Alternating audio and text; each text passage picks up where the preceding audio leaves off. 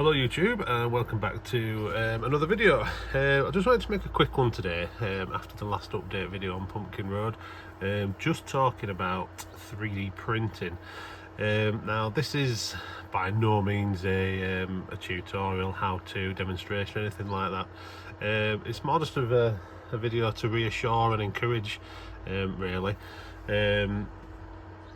For anyone who's just worried about making the step or thinking they can't do it, or it's difficult or it's hard, because it really isn't, and it's changed modelling for the better, I think. And I know I'm not the first person to make a video like this, but I do think they're worthwhile.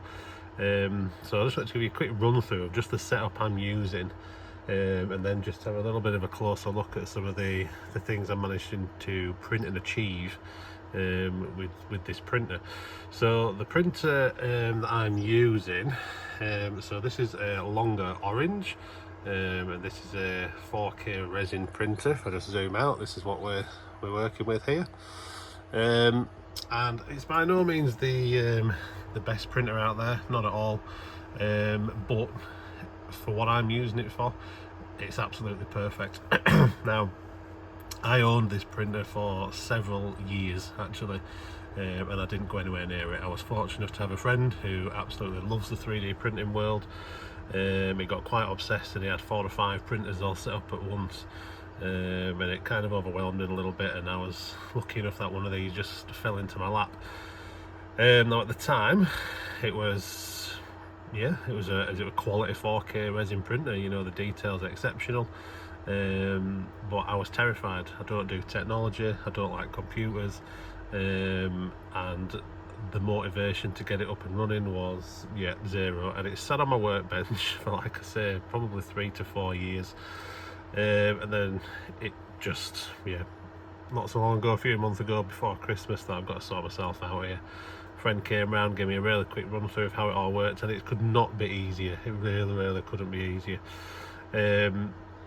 So the printer's there, it's set up. Once you've got it all set up on your workbench, I'm just going to give you just a quick chat about how I do it.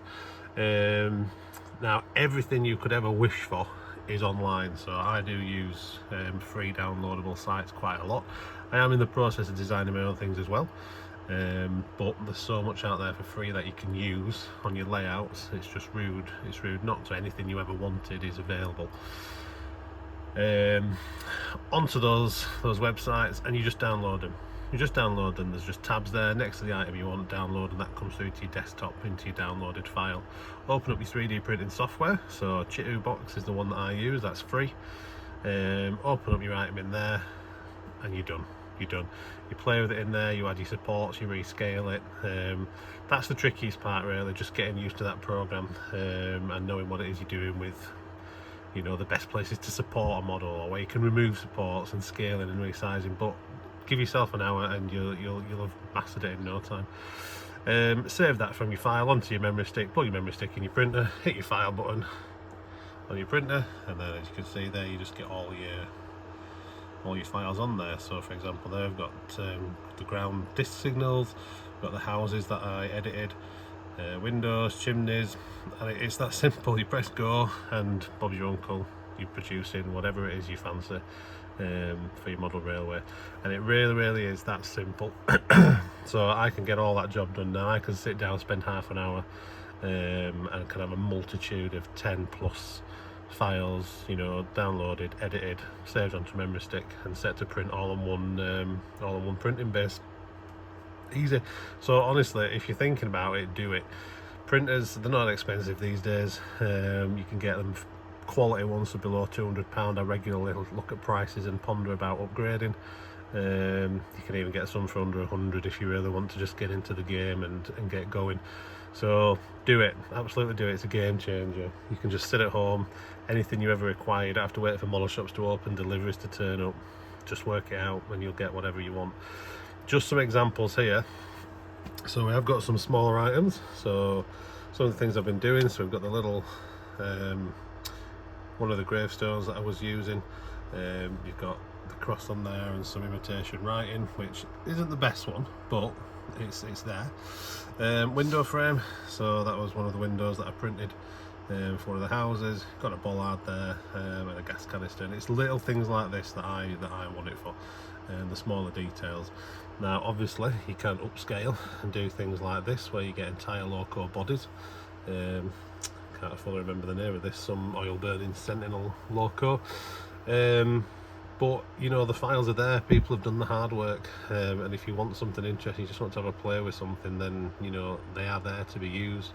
This one's a little bit trickier printing wise. You've got to think about your supports, like they've got the cab steps there, and you've got the smaller stairs on the bonnet sides, but that's it, done. You know, you put some supports underneath the body, you can see once it's printed, cut them all off, you're away, absolutely away.